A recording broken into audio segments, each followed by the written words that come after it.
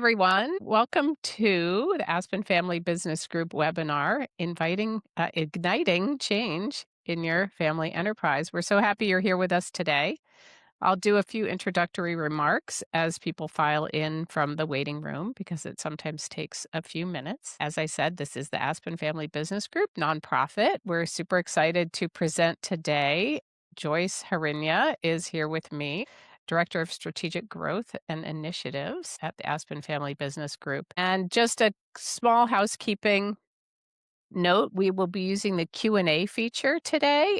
You can choose to be anonymous with that feature. We do that intentionally. The chat feature does not allow that, but we do want this to be interactive. We will be posing some questions to you and certainly want your questions that we haven't posed to you. We want you to ask us questions. And so we're really excited to start on this today. And with that, we're going to get started. I'm going to ask Adelaide to start the slides, please. And here we are, igniting change. So first, as you think about this and you've thought of this was intriguing enough for you to sign up, can you please in the Q&A, why you think change is so hard? Think about that question, write it in the Q&A maybe so others can see your question or your response to that. And we'll get started in just another few seconds. And as you're thinking about your answers to that, I'm going to advance to the next slide. And Joyce, why do you think change is so hard? Well, I'm really happy to be here today because over decades of our practice, the folks at Aspen have really been interested in this question. We've talked to you all about shared vision statements and talking about shared values and coming together with the elements that enable enable you to move forward with some issues and questions and change in your business. But sometimes we find that change gets stalled and tangible progress towards goals doesn't always happen. And the challenge is rarely a lack of commitment, but it lies in generating this initial energy um, to move from talking about something to actually getting the action or change to start to happen. And Shelley and I are going to work today to talk about why this happens and what you specifically can do to help ignite that change in your family system. So we know that family dynamics are really complex and that there's often history or emotional bonds that can get in the way of suppressing momentum amongst family members talking about your business. We know that starting truly is the main barrier.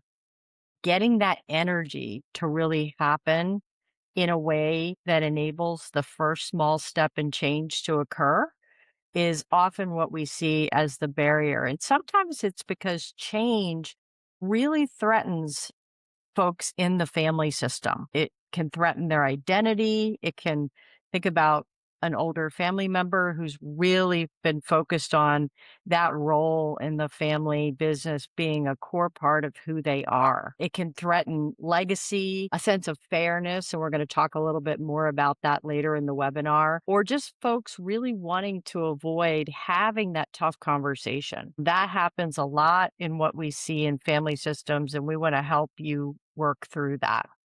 And then finally, we see a real need to have a sense of empathy and reality when you're talking about change, coming at situations not with frustration and anger, but with a more empathetic and realistic perspective. So those are sort of 4 ideas to kind of kick us off today.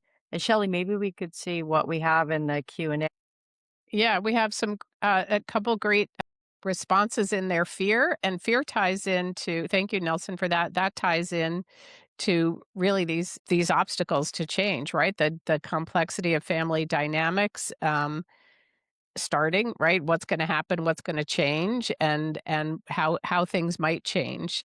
So thank you for that. And also Natalie mentions that do you feel like you don't want to feel like you're not respecting what other people have done? You don't want to overstep. How do you assert yourself?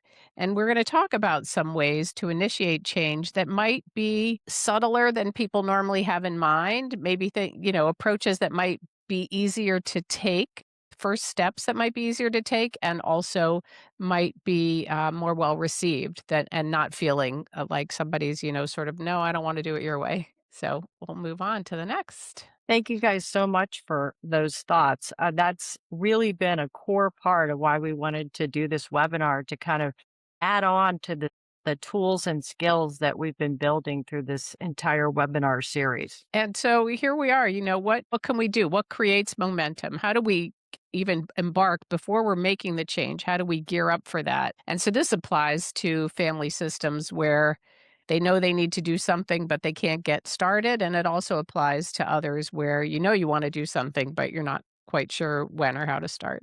So, the first word that we want to focus on here that we've seen in our decades of practice is clarity, a shared understanding of the current reality of your business and potentially the future risks that could be motivating younger family members or older family members to embrace or resist change. What we see is a need to have a common understanding of really the situation. What's going on? What do we need to address? Why should we even need to think about momentum for change? So that clarity is sort of our first tool that we'd like to make sure you all think about as you're challenged by situations that may really need a different approach. Number two is tension. And in the business systems in the world today, there certainly is a lot of tension. The challenges are around discomfort, from staying the same. And what can really get in our way of driving a natural motivation to act, whether that's, for example, in relationship to AI in your business model, supply chain issues in your business model, geopolitical challenges in your business model. There's so many issues today that are really creating tension to do something. And then the issue becomes, so what do we do as a family business? And then the third is something that all of our colleagues talk about routinely, and that's permission. And the permission to really have that safe space to be able to have honest dialogue and to really be able to participate with your knowledge and your questions and your concerns without fear of damaging those relationships. So, we're going to talk a little bit more about approaches to address clarity, tension, and safety permission as we move forward. And energy is a really important concept here too, right? So we need that spark, and we're going to talk about catalysts, but you need the energy for the momentum to carry you through. I really like what Jay Hughes has said, and you might have heard Leslie or me or one of us refer to his works previously. And we've actually have some of Jay's material on our website as a Legacy Circle member. So thank you, Jay. But he talks about energy and how it's energy creates matter. And he says that a founder, for instance, or an entrepreneur is creating something. He's creating capital, financial capital, and maybe, along with a business. But and he talks about being, really interesting that in this context. So you create the matter with the energy, but then you need more energy to create more matter. And so what happens in successive generations? He uses this metaphor when he talks about why the shirt sleeves to shirt sleeves, why family businesses often don't survive multi-generationally. It's because you need that energy. Each generation, each individual within that generation needs energy to create their own matter in some sense. So I'm paraphrasing Jay here, but the idea is that if we just take a founder generation and no more energy enters in successive generations, it is going to dissipate because there's nothing to help keep that creation moving forward. So, Shelley, then what can help that momentum actually start? I think we're moving to the next slide here. Right. So the catalyst, and what is a catalyst? I was not a chemistry scholar, am not a chemistry scholar, nor was I a chemistry major, but a catalyst is something that you can add to that equation. It's something to get you started, and it lowers the effort because it's that spark that I was referring to. And so it can cause change or it can speed up change. And what's really cool about it is it doesn't change the sorry to use that word so many times, but it doesn't change the final balance. It's doing something because you wanna make a change, but it's not in and of itself part of the end result. So in our context, someone in the catalyst role is supporting the enterprise or the system by lowering the energy required for that group, that family to make the change. So it could be you yourself or the system doesn't necessarily need to change as a result of that. There might be change and incrementally and by net definition, if you're creating an overall change in the situation, your end result is different. But the key piece is the catalyst itself is not going to change who you are or who your family is, speaking to that fear part of change, right? But it just helps the energy required and helps shift the balance enough so that you can initiate the process. So So go ahead. so how does it all start and how can you be a catalyst in your system, right? And we've defined some roles that we feel different family members or people in the family system or the larger enterprise system can play. So the first one of these is what we call the reality catalyst.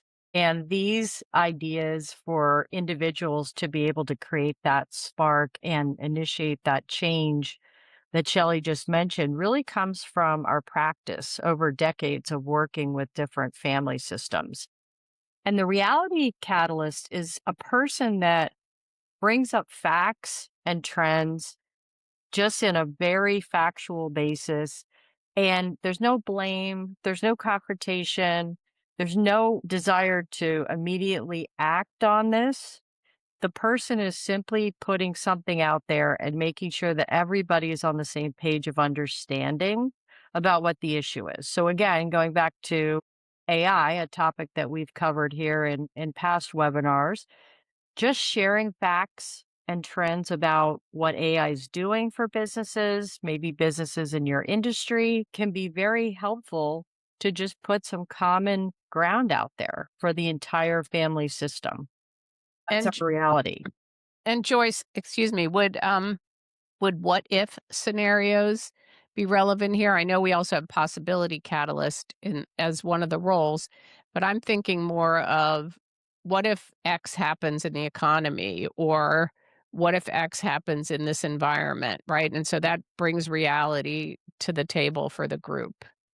And does it in a way that really sort of could lead to, let's say, another person in the group would play the question catalyst because asking what if questions of that situation analysis could be a really interesting way to reframe conversations and open new perspectives. And Shelley, you had an example of a question catalyst in your experience. Yeah, I do. And this was from many years ago. In addition to my role working with family businesses, I married into a family business. And that was many years ago, got me started on this journey, actually. And one of my cousins, my husband's cousins, was in graduate school and had been working in the family business, took time off to go to graduate school and took a course in family business. And at that time, those were not super common in business schools. And in the course, there was material on this survival rate, which I referred to earlier, of generation to generation. And he was in the third generation, and he thought, wow, those are not great odds for success for me in the third generation. And this is what I've chosen to do in my career. And what he learned and what we talk about in our work is that having a family process, doing the work, setting up structures to support the family and the business and all of those types of things, the families who do that have a much greater chance of success. And so less likely to become one of those statistics who doesn't make it through the third generation into the fourth. And so he presented the idea to his father, who was the CEO at the time, and said, hey, I read about this. I don't really want to be one of these statistics of non survival. How would you feel about us starting a family process, a family meetings process with an outside facilitator. And so his father said, yes, that sounds like a great idea. Sure, why not? You're tasked with finding the facilitator, doing the research, finding some candidates, interviewing them.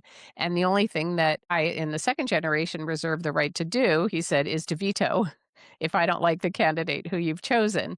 But so here it was, the question was asked, and then actually it moves a little bit into permission, but I have a different example for that one that I'd like to give.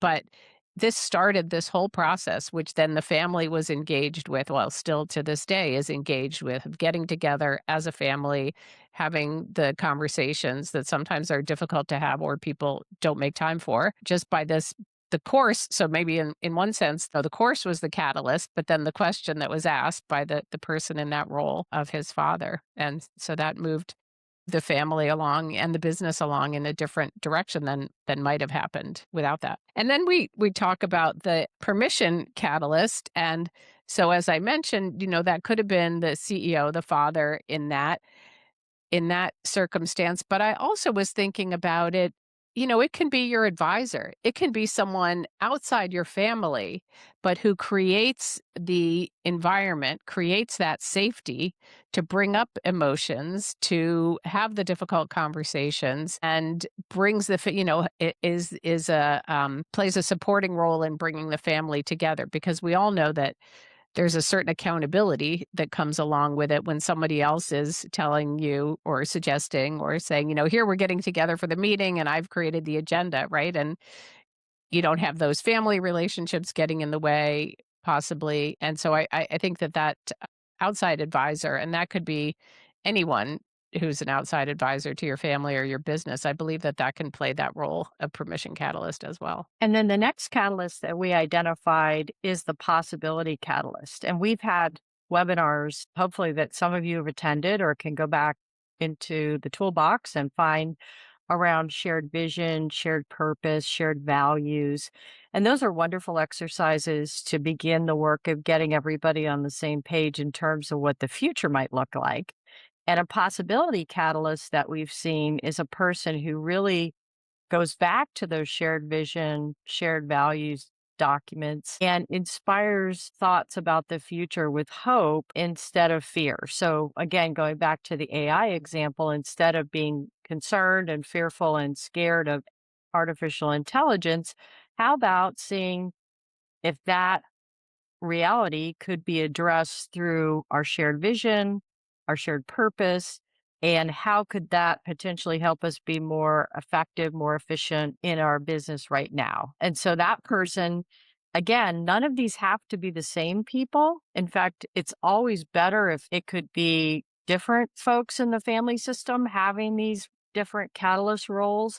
And you certainly also don't need to have all five. You could start with one or two. And so that kind of transitions to the first move catalyst role idea. And in that one, it's simply about committing to a very modest next step. What can we do in our family system to, after we understand the issues together on the same page, to have a low risk way of turning some of our conversation into some learning for the entire group? And Shelley, you had an example of a first move catalyst in your experience. Yeah, I do. I was thinking of how when a family is working on developing the rising generation and they know that they want to provide learning opportunities, transition through the company in different roles, but there are a lot of things that they want that person, excuse me, to absorb. And so one thing that can be pretty low risk is to figure out what kind of mentoring structure, what kind of mentoring situation can we set up for this person. And that's not telling that person go find a mentor. That's actually providing the support, giving some education to both the mentor and the mentee. What does this type of relationship look like? And really creating the structure for them. So I view that as a low risk step that someone in the family system, it could be in the business, the family who's creating the excuse me, the structure. And then it's low risk because it's not the mentor-mentee relationship. It's not the mentee finding someone and, oh, it doesn't work. It's adds an accountability structure that then someone monitoring the program or running the program then can go in and adjust and without any damage to the system or the relationships. And I just want to pause before we move on to the next slide and ask the participants here, the attendees, what is there a change? What kind of change? What's one small change or big change that you're hoping to make? And maybe what kind of catalyst would be appropriate for that situation? And you can just jot it down yourself. You could throw it in the Q&A for the benefit of everyone else. But really think about what kind of changes, even just one change would be great. And then how you could approach that change. What might be that catalyst role that would be most appropriate? Likely, if you're attending the webinar, you might be that catalyst. And then what role would you play? Which of these do you think would start movement and resonate best with the other people in your family?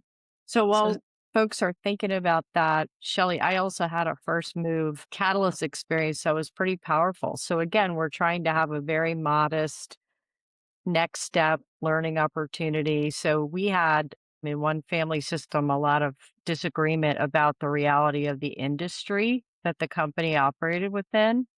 And so a first move catalyst idea was to have an industry expert come in and talk about the entire competitive environment that the company was dealing with from their perspective. So, an external view, not an internal view, that was really low risk because the person was going to show up, make a presentation, and leave.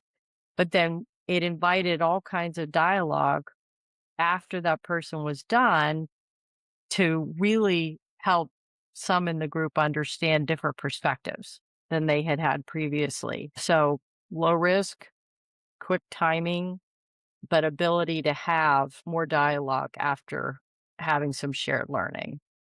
and that's a great example. I like that. That's another example of someone who's a neutral third party Mm. coming in. And, that's a really valuable role in a lot of different contexts. And that can really help the family have important conversations and then initiate change. So we know that we definitely deal with barriers, and we certainly didn't want to come up with all kinds of new ideas to ignite this change through some of these catalyst personas that we've created without acknowledging the barriers and some of the challenges that catalysts often face. And they can really be challenging. So I'm going to handle a couple and Shelley's going to take the others. But the number one um, slowing of progress behavior is usually this version of politeness. And there's a lot of discomfort in the room, no matter what room you're in. And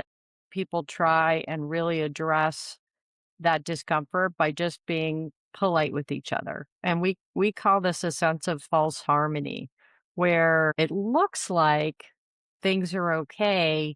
It looks like everybody's sort of heading in the same direction, but in reality, just under the surface, there's some really key differences that exist that aren't being addressed in order for change to start. And so getting over this politeness and really helping the group work together to uncover this discomfort or difference in perspectives can really be helpful. And again, like Shelley had mentioned earlier, some kind of advisor, your accountant, your attorney, somebody can help with getting some real communication going. And we have many webinars about communication that can be helpful. The Yeah. other thing that I wanted to share is this excessive analysis. There's always somebody in the group sitting around the table who says, well, why don't we just look at it this way? And if we do this analysis, we can really get to we'll have a better shared view of what's going on here, right? And that analysis takes a month, 2 months, 3 months. And then we come back as that same person will say, oh, but what if we looked at it, did analysis this way, right? And so this analysis is actually shielding the group from having to make a tough decision or really begin to address a change. And so it creates this illusion of doing your homework and understanding the issue better and that you're really diligencing the problem. But what you're really doing is postponing progress. And in today's business world, that can be one of the most detrimental elements to a family not being a statistic, right? And so this'll it's just such a hidden slowness effort, but I really call it to everybody's attention as something that probably needs to be highlighted as a issue and a risk if this is something that's slowing down your family from making decisions. Yeah, and those are both of those really quite common. And another one here on the slide is nostalgia. People really holding on to the past and that creates it hard makes it hard for them to move forward. And I'm sure we could come up with many, many examples, but I have two that really stand out for me. One is a family who I worked with, and their identity, their brand was very large in the area that they did business. Their name, the business was their last name, and they all had that last name. So that was the family, the identity, the business all wrapped up into one, and they couldn't imagine anything beyond that. And this was a group of individuals in their 60s, moving into their 70s, that couldn't make any decisions for change as a group, as a shareholder group, because all of those changes to them meant losing that brand identity. And so they were stalemate. I mean, they just couldn't make those decisions, which ultimately, and there was no next generation in line. Since then, they've reached out to some other next generation to maybe pull them back in. So stay tuned. And then another example was when there was think it was a second generation leader and a third generation family member was being groomed to take over. But the third generation family members, the work style being from a totally different generation, and we know there's a big generational dynamic difference at play now in transition in a lot of businesses. The work style of her, she was a woman, she is a woman, very different from her father's. And her father could only see the way he did it, the way his dad did it, and that was the right way. And so I see that in a nostalgia way too, viewing through the lens of success, right? Because we did it this way and it worked for us. And so this is really the only way to do it.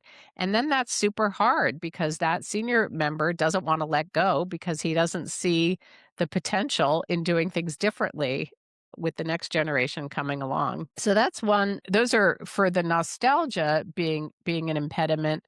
And then fairness, the parent who or the leader or the family member who thinks about, how do we do this? How do we work it out so it's fair? I had a family I worked with where it was a founder and three grown children.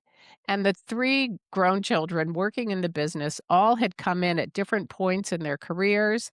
They all had different life circumstances, but the dad wanted to make sure he was taking care of everyone. And so that created a sort of an imbalance because they weren't all doing the same job in the company and they weren't all working the same hours. And they had a really hard time putting in any kind of structure and acknowledging that if you do this job, you get paid this amount. And if you do this job, you get paid that amount. And there are different responsibilities and different levels of burden. So whether it part-time versus full-time and running something versus just, sort of being more administrative. So that created some challenges because they couldn't really get past that because dad wanted to make sure everyone was okay instead of adding a structure that was representative of the roles everyone was playing. Well, and then Shelley, I had one case very similar, but it was even more extreme where half the group didn't participate in the business at all. But there was this view of fairness that was getting in the way of making some of the investments that were needed in the business.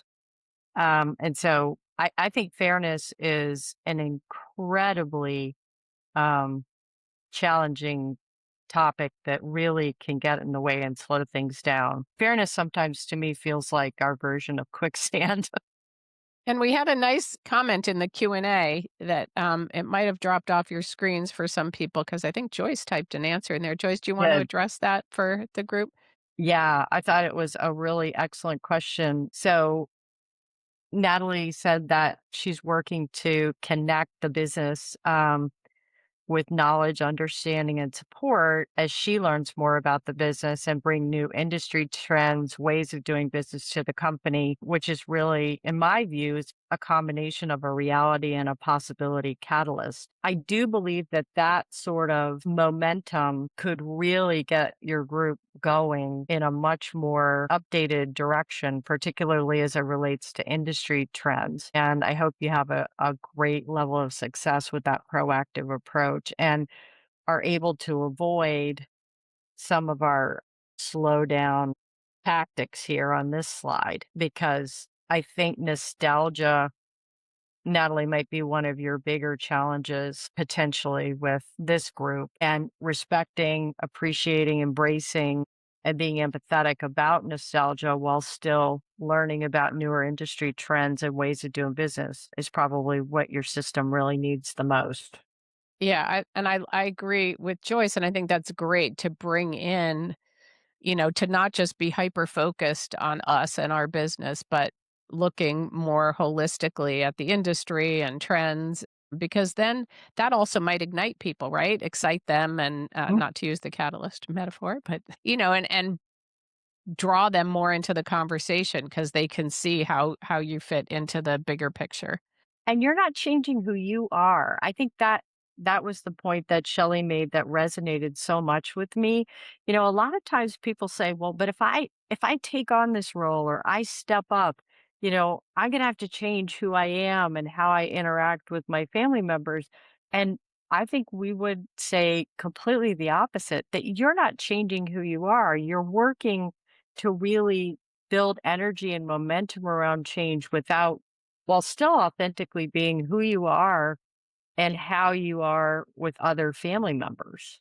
Yeah, and I think that's a really good point too, because I know that we've heard from many people who we've worked with and others anecdotally that, to be true to yourself and then also do what the business needs or the family needs, and we always encourage that, right? That's all about doing those values exercises. And if you're not true to yourself, it doesn't feel like a good fit. It's uncomfortable. So it's really important to, to use a common phrase now, you be your authentic self. But that's really important because otherwise it doesn't feel good and it won't work as well. And other people who know you well sort of wonder, but that's why I think the beauty of those all those different types of roles and the ways that you can create that spark or help be that catalyst for the change, what works best for you and what works best for what's happening right now in your family and in your business. Okay, so this is a perfect segue here. It really is. Look at that. So, we really want to encourage you to turn this reflection and this thought process into action. We want you to think about a small, simple, modest question, conversation. Don't think big. We really believe that starting with one small idea, like next trends in our business, can be a really helpful step forward. But we want you to commit to it, just a modest next step, and give yourself a time frame within the next 30 days, the next quarter, to reduce anxiety and build a sense of accountability for yourself to really help your family system with collective learning. And if you do this authentically, like we just said, you're identifying this role without overstepping boundaries and without acting like somebody that's not who you are. And obviously, that that doesn't feel good. And other family members know that. And they're like, who the heck are you, asking these questions if you're not doing it authentically?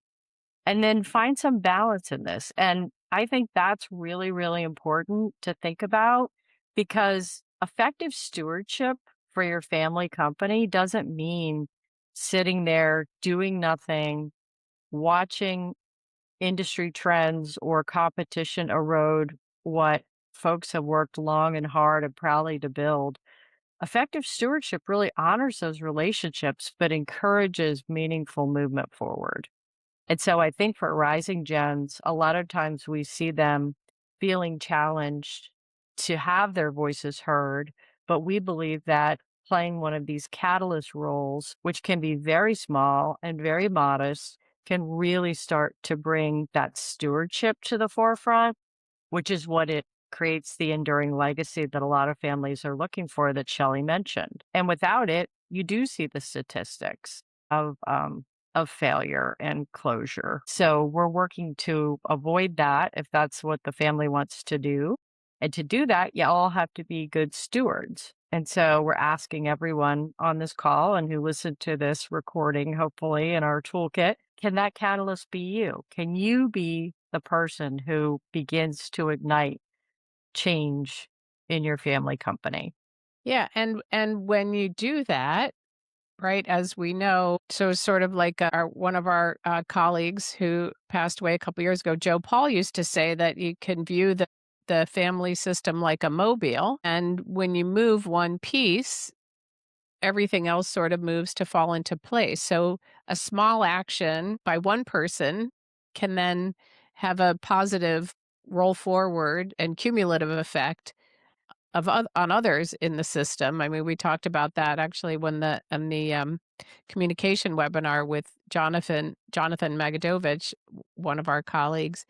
When you bring a different um, attitude and approach to a conversation, right, where there might have been a challenging dynamic, you see positive results from others. So that's another example of that mobile and moving that piece. So similarly here, a little bit of change, a little commitment, actions on some one person's part can then manifest change throughout the system and with others. It doesn't happen all at once and it doesn't happen Mm-mm. overnight. It does take time, but to not be discouraged and to keep at it also. I wish that we had an open mic here. I wish Yeah. that, because I'm sure that some of the attendees have some thoughts that are pinging around in their brains or questions for us. If you have any more questions, we'd love to entertain them. Just type them into the Q&A and we can certainly address them here. But as we start to wrap up, I want to remind everyone, well, first, Joyce, I don't know if you had more comments. Sorry. No, I Okay. just would love if everyone on this call would commit to a one small next step and put a time frame on it, whether that's a question you want to ask, a catalyst role you want to play, or um, a timeline to do either of those, really would make this a wonderful outcome for Aspen Family Business Group. And thank you, Joyce. And I do want to remind everyone about the website, aspenfamilybusiness.org, and also our conversational AI coach, Sam. That's a great place to ask questions. If you have something that you're thinking of in your business and you in your family and you sort of want steps or action items, Sam is really great for that in these kinds of contexts. And we are in the process, we've sort of had our first or second iteration out there right now, and we're getting ready to launch our third version in a few weeks, which will be even more robust. So we look forward to that and hope that you guys all take advantage of that. And that's at familybusiness.ai, the website. And with that, I want to say thank you, everyone, for joining us today. And we have no coffee with Leslie this month, May, but our next webinar is coming up June 9th. And that is another one on communication, actually. And that'll be with Danelle Nunes and Natalie McVeigh. And then there will also be a coffee in June on June 16th. So look forward to seeing everyone at those next two events in June. Thank you. Thank you guys so much.